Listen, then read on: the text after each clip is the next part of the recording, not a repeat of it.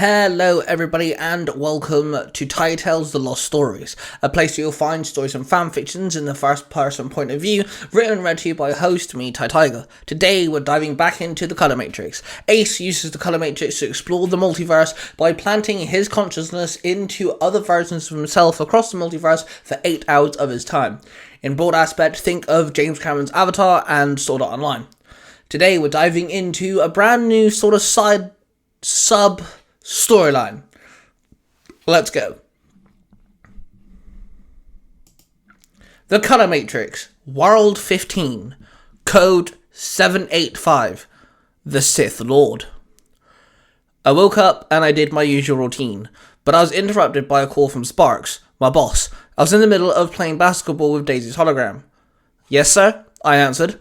Ace, today I'd like you to put in the code 785 into the Colour Matrix console. We found a few universes where inevitably you are the bad guy, but each version has a moment of clarity, a step in their path of redemption. We must see if these versions of Ace can be redeemed. Try one out, and after your 8 hours, give me an update, Sparks ordered. Yes, sir, I nodded. I walked over to the console and pressed the code, 785. Then a new set of universes were presented to me, and I picked one to examine it. This is one of the universes infused with unknown force. Here you are an evildoer known as a Sith Lord. Daisy explained. Ooh, yay, sounds great, I said sarcastically. You will be fine, sir. Daisy replied. Oh no, let's just get it over with, I muttered. I selected the universe in question and loaded it into the Matrix, and laid on the bed, the needles penetrating the back of my neck and my fingertips. Then I lost consciousness as Daisy read me my vital signs.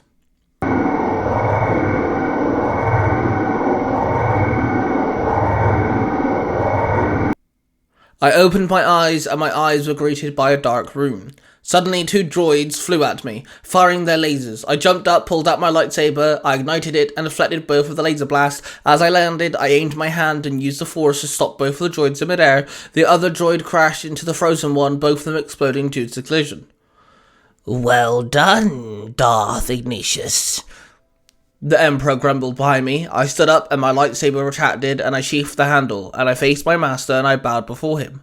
Thank you, my master, I muttered. It is time for you to execute a mission for the greater good of the Empire, the Emperor grunted. Yes, my lord, I replied. There's a planet out in the outer regions of the galaxy, filled with feral creatures. A Jedi has hidden there.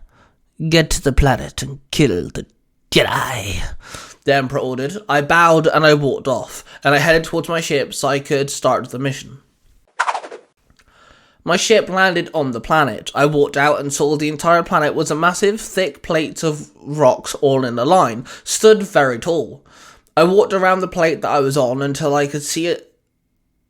Nothing but water. I stood there until suddenly I could sense the Jedi in the Force. I jumped across the neighbouring plate of rock, and I walked around and then hopped over to the next one. There I could see the Jedi meditating. The clouds started rolling in and rain had started to fall down upon us. Why are you here? The Jedi asked. I did not answer him. Instead, I pulled out my lightsaber and it ignited. The Jedi stood and pulled out his lightsaber, then we turned to face me. My name is Master Kaz. This is your chance to turn back, Sith Lord. Master Kaz barked. Again, I did not respond. Then his lightsaber ignited, and the rain that surrounded us was illuminated by the red and green light from our lightsabers. I took my first step and swung my blade. Master Kaz lifted his lightsaber and blocked my attack. I kept on my assault, throwing attacks left and right. I took one step forward and pushed down.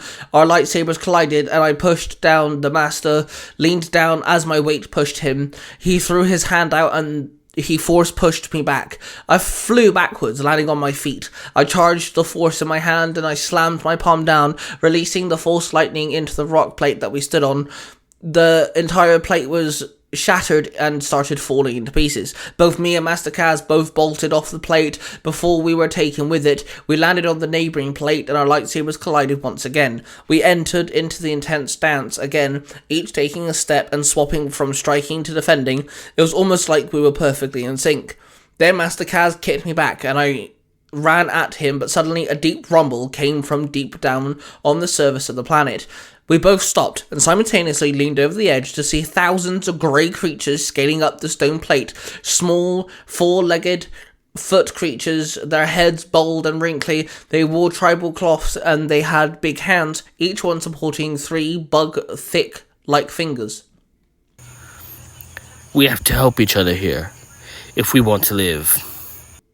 Master Kaz stated. I rolled my eyes at him, but truthfully, I had to admit, it was a rather good idea. I nodded at him. We looked down at one of the creatures launched up and launched right in front of us. This one had a handcrafted spear and tried to grab us.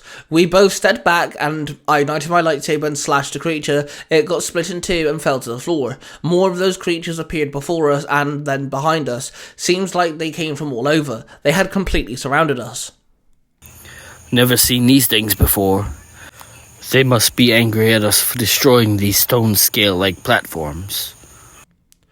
Master Kaz stated. We both held our lightsabers out. We were stood back to back. The creatures started lunging at us. We spun the lightsabers around, slicing the creatures as they came lunging at us. We both threw our hands out, unleashing the force, pushing a large group of them back. They started scurrying around us. I aimed my hand out and force lightning erupted from my palm, and I fried a small group of them. Then I had a crazy idea.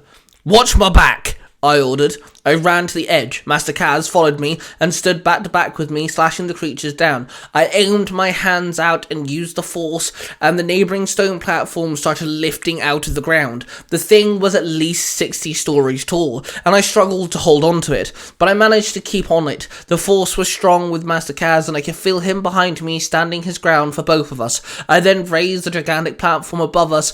It cut the light from the sky as it hung over us. The water from the ocean, it started dripping on us. I then sent a surge of lightning up into the platform. The whole thing surged of lightning. Then I let go of it. The gigantic electrical charged rock plate came crashing down on top of us. Me and Master Kaz both bolted off the platform and landed onto the next one. We landed and rolled as we crashed onto the rock. We looked over and saw both rock plates collided and shattering into pieces. The grey creatures were either crushed, impaled, or fell into the ocean below. Well done. The force is strong with you. Master Kaz sighed as he climbed to his feet. I stood as well, and both of us faced one another once again. Let us end this, shall we? Master Kaz asked. I nodded, and both of us ignited our lightsabers. We both dropped into our fighting stance, and then we both lunged at each other. Then everything went dark.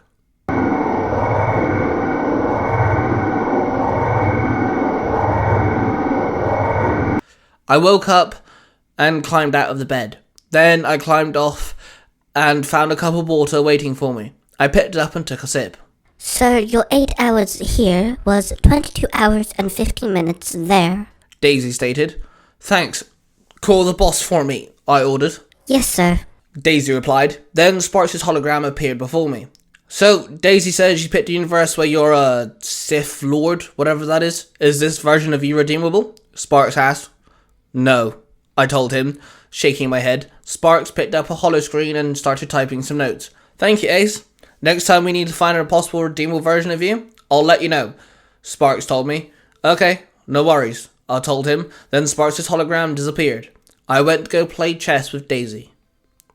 Thank you everybody for listening to this video and checking out the stories.